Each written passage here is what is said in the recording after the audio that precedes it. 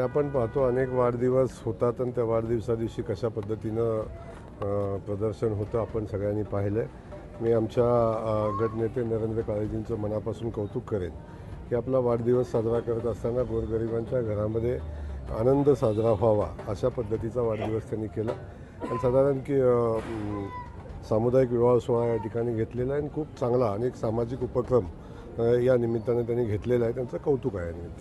भाऊ, मोहोळ जो वळसंग रस्ता आहे त्या रस्त्याच्या निमित्तानं कुठेतरी श्रेयवादाची लढाई चालते आहे। खासदार ताई म्हणतात की ते पत्र वगैरे व्हायरल होतात, त्याच्या निधीचा पाठपुरवठा खासदार ताईंनी केला, तरी दुसरीकडे दोन आमदार आपले सचिन दादा असतील, सुभाष आमदार असतील, यांचे पत्र व्हायरल होतात। नेमकं श्रेय कोणाचं आहे? सोलापूरची जनता कन्फ्यूज आहे जरा। सोलापूरच्या जनतेनं कन्फ्यूज व्हायचं बिलकुल कारण नाही, कारण आदरणीय ताईसाहेब आहेत त्या दिल्लीच्या रस्त्याबाबतीत विचार करतात, ते शहराच्या आणि ज्या जिल्ह्याच्या रस्त्याबाबतीत ते विचार करत नाहीत। ज्या ठिकाणून राहुल गांधीच्या घरी चांगला रस्ता जातो त्या ठिकाणी त्या रस्त्याचा त्यांच्याकडे विचार असतो। त्यामुळं या ठिकाणी आपण पाहिलं असेल की आमचे सचिनदादा असतील, आदरणीय बापू असतील, यांनी त्या रस्त्याचा पाठपुरावा केला आणि तो रस्ता आता मंजूर झाला। आपण बाकी सगळ्या विषय बाजूला ठेवून खरं तर खऱ्या अर्थानं या परिस्थितीमध्ये विकास काम कोण करत आहे, विकास कामाला पाठबळ कोण देतं आहे आणि भारतीय जनता पक्षाच्या सरकारच्या माध्यमातून एक एवढ्या मोठ्या प्रमाणावर विकास काम होताना आपण सगळेजण पाहतो आहे आणि दळणवळणाची प्रचंड मोठं झालेला विकास साधनांचा आपण पाहतो आहे। जय पवार असं म्हणतायत, खरं तर अजितदादांनी मुख्यमंत्री व्हावं असं सगळ्या कार्यकर्त्यांची इच्छा होती। सुनेत्रा वहिनी तर त्यांची जागा घेत आहेत, त्यामुळं 29ला सुनेत्रा वहिनी मुख्यमंत्री व्हाव्यात अशी सगळ्यांची इच्छा असतात, त्यांचं मत आहे। आपण कशा पद्धतीने मत आहे? नाही, आता प्रत्येकाला आपल्या भावना व्यक्त करायचा अधिकार आहे, परंतु मुख्यमंत्री व्हायला तेवढा मोठा जनाधार लागतो, तेवढ्या आमदारांची सगळी मोठी संख्या लागते आणि मला वाटतं याचा निरर्थक चर्चा करण्याचा मध्ये काही अर्थ नाही आहे।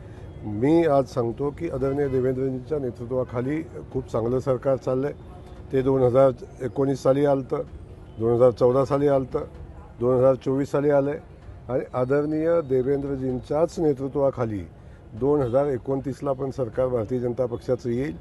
त्यामुळं प्रत्येकाला इच्छा व्यक्त करण्याचा अधिकार आहे, प्रत्येकाच्या भावना या निमित्तानं असणे साहजिक आहे, परंतु त्या सगळ्या परिस्थितीला तशी परिस्थिती असायला लागते, तेवढं पाठबळ असायला लागतं, तेवढा जनाधार असायला लागतो, तो माननीय देवेंद्रजींच्या सोबत आहे। नसरापूरची जी घटना घडली त्यानंतर प्रणिती शिंदे असं म्हणतायत की मुख्यमंत्र्यांनी नैतिकता स्वीकारून राजीनामा दिला पाहिजे असं प्रणिती शिंदे असं मुख्यमंत्र्यांनी राजीनामा दिला पाहिजे, त्याला देखील एक मुलगी आहे, गृहमंत्र्यांनी राजीनामा दिला पाहिजे असं त्यांनी म्हणजे पश्चिम बंगालचा वगैरे जल्लोष साजरा केला। एवढी मोठी घटना घडली आहे महाराष्ट्रात, तर आनंद जल्लोष साजरा करण्यापेक्षा दुःख साजरा करायचं होतं असं त्यांचं म्हणणं होतं। नैतिक जबाबदारी स्वीकारून त्यांनी राजीनामा द्यायला पाहिजे। नाही, केरळमध्ये काय केलं? केरळमध्ये दुखवटा होता काय? आपण आपल्याकडे जेव्हा समोरच्याकडे एक बोट करतो तेव्हा आपण पाहतो की आपल्याकडे 3 बोटं असतात, 4 बोटं आपल्याकडेही असतात। एक दुर्दैवी घटना घडली आणि एका विकृत माणसाकडून घडलेली घटना होती, त्याच्यावर तातडीनं कारवाई झाली, अटकही झाली, पुढची कारवाई झाली। त्या अनुषंगाने आता न्यायालय याचा पुढचा निर्णय घेईल।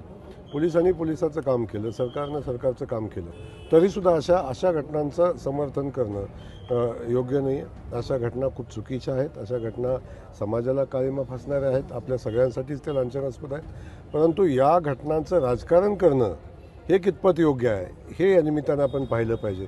आपल्याला आठवत असेल दिल्लीमध्ये निर्भया हत्याकांड झालं होतं, तेव्हा याच भूमीचे सुपुत्र देशाचे गृहमंत्री होते, तेव्हा राजीनामा दिला होता का? तेव्हा कोणी मागितला होता का? याचा सगळ्याचा विचार आपण केला पाहिजे। प्रत्येक गोष्ट राजकीय दृष्टिकोनातून नाही पाहिली पाहिजे। होईल असं सांगितलं होतं आश्रमावरती, पण अजूनही त्यांच्याकडे अनधिकृत वीज आहे का, ते तिथं आश्रम तसाच आहे, कोणतीही कार्यवाही होताना दिसत नाही। तपास चालू आहे, तपासामध्ये जे पुढे येईल त्याच्यावर कारवाई होईल। त्यामुळे ज्या गोष्टी चुकीच्या असतील त्या सगळ्या गोष्टीवर कारवाई होईल।